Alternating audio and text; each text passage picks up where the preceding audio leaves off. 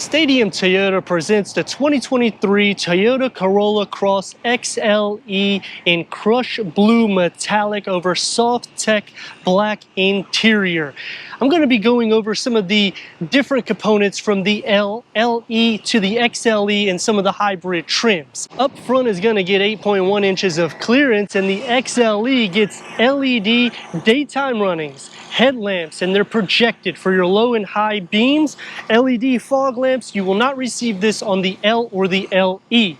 The grille is also going to be more unique. You're going to get the gloss black that's going to be in the interior, satin aluminum around it with the gloss black to surround that. The lower bumper will get the matte black and the color key for the center here.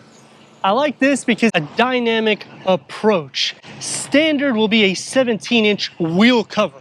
Go to the LE, you get 17-inch alloy wheels. 18-inch goes onto the XLE. The rockers and the over fenders will get the matte black. This is going to be on all trims, but the XLE steps it up a notch, giving the chrome over the window trim, Corolla Cross badging in the rear, whereas the L and the LE will be a matte black that's going to surround it, as well as the standard roof rails. This is a in-between vehicle from a CHR and a RAV4. We no longer have the CHR, so this takes its place being the smallest SUV or subcompact SUV Toyota makes. Two engine options, the hybrid or what we have here, which is a 2.0 liter 4-cylinder with 169 horsepower and 151 pound-feet of torque, paired to a CVT transmission, achieving 31 mpgs for the city, 33 mpgs for the highway, towing up to 1,500 pounds. So when you're looking at that smaller SUV segment, you have capabilities. If you option the hybrid, you will get a sports tuned front and rear suspension. Standard suspension will be an independent double wishbone McPherson strut front and a Torsum beam rear. LED stoplights go on the LE, LED turn signals, and pretty much every single thing when you get into the XLE. So this is the sweet spot if you're not looking for a hybrid and you don't want something as big as a RAV4. Power liftgate, because this is the XLE, going into 24 cubic feet of storage. It's a wide opening. It does sit up a little bit because you have over 8 inches of clearance, storage on both sides with the upgraded JBL sound system, a spare tire tucked underneath the floor, split fold the rear bench at a 40-60 split. That will increase the cargo to the Corolla Cross. It does have about a 4-inch lip for the way the seats are. Let's go inside this 2.0, start it up so you can hear that exhaust sound.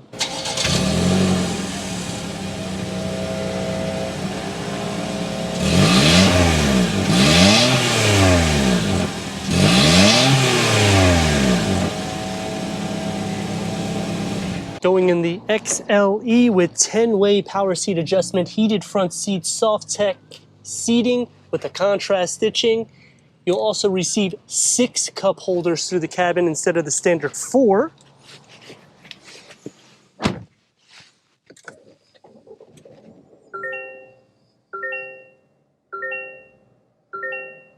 Headroom at 39.5 inches, legroom at 42.9 inches, and it is a wide footwell. Optional JBL sound system, which is 9 speakers, including a subwoofer and amplifier, starts on the LE. Satin aluminum is going to start the first tier that goes into the air vents. 8-inch touchscreen with Apple CarPlay, Android Auto, Sirius XM, AM, FM, streaming Bluetooth audio, Wi-Fi hotspot. Put it into reverse, you will have trajectory. It does expand for the XLE, but it will not for the L. Going into dual climate control settings, which is standard for the XLE. The L will just be a climate control. Heated seat switches with a USB and a QI wireless charging pad that starts on the LE. Going into gloss black satin aluminum, the key fob for the Toyota Corolla Cross. It's going to be more soft. Open up inside to another USB and a 12-volt. It's a deep pocket. It's not so wide. It is pushed back, leather wrap steering wheel, multi-function, adaptive cruise control, lane keep assist. The L and the LE will be a 4.2 digital cluster, whereas this is a 7-inch digital cluster. You can go through an array of information, changing any settings for the driver and changing out different layout settings. The dashboard and the door panels configure into each other. More of your everyday materials. The satin aluminum is going to be on the grab handle. Software you need it to be. One touch up and down for the front windows. A medium storage pocket with a beverage holder carved out in the front. And because it's the XLE, we get a moonroof. For the back seats, 39.1 inches of headroom. It is carved out for you, and it does have a little bit of an oval effect. Legroom at 32 inches at 6'3", I can fit. Here is the extra 2 USB ports in the air vents with storage behind. The passenger seat, cup holders in the center, and on the door, you'll have a cup holder right above the window switch, software it needs to be. Sitting in the center, it's going to be a little bit more tight. You expect it because it's a smaller SUV. The rails are pushed back.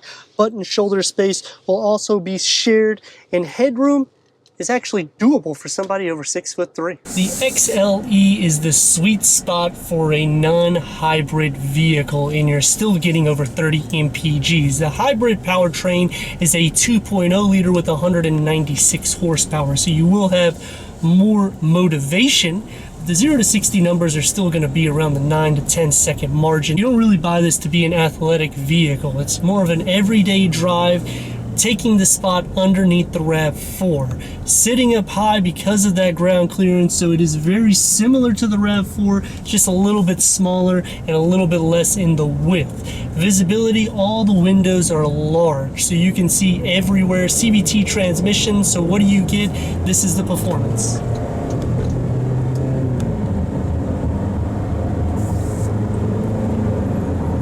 Definitely ticks the box for an everyday drive. I wish that the rear wasn't a Torsum beam, that it was a multi-link like the hybrid, but I understand you go up the trims, you're going to get a better suspension. Either way, it's still going to be comfortable because it's an independent McPherson strut front suspension, which means both of the front wheels are moving independently. This is a front wheel drive, so it is going to be a little bit more economical with your MPGs, and you still got 1,500 pounds of towing with quite a bit of cargo capacity. It is going to have more cargo than most of the rivals. It is a touch longer than most of the rivals, and it does feel a little bit wider in the interior. You do have a lot more space, especially for the front occupants. In the back seat, it will be a little bit more tight, but when you option the XLE, because you got the air vents and you got some charging ports, it just feels a little bit more like a standard SUV. When you go into the L, because you don't receive those extra charging ports, you will be losing the armrest for the back seats. So the happy medium again kind of goes to the XLE. It's going to jump a little bit in the price, but it's still economical in the sense of all what you're getting. Standard QI charger starts on the LE. The gauge cluster being 7 inches instead of the 4.2 definitely gives me that confidence to go up a couple tiers also, because you're getting more amenities. Optional JBL sound system, you can only get that in the LE or going up the tier. Leather wrap steering wheel and the shifter. Softex seats, they are comfortable, long, and they're pretty wide too, so it's going to tick the box for the everyday use, and it does feel sporty.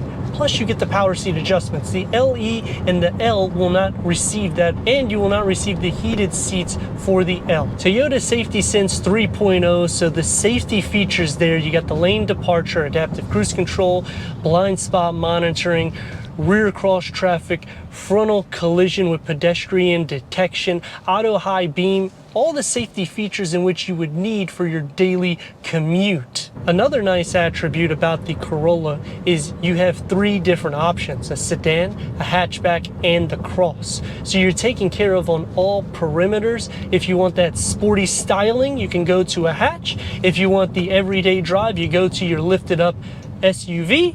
And if you just need a 4-door sedan, you're taken care of. Turn radius at a stop point. Gonna receive about 2 lanes. To give her a little go. And to show you the brakes.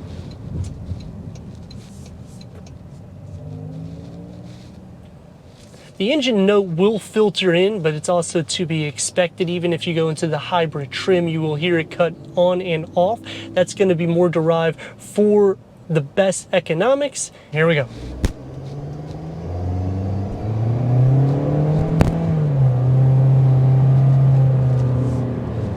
And if you need to do some dynamics, you can do so.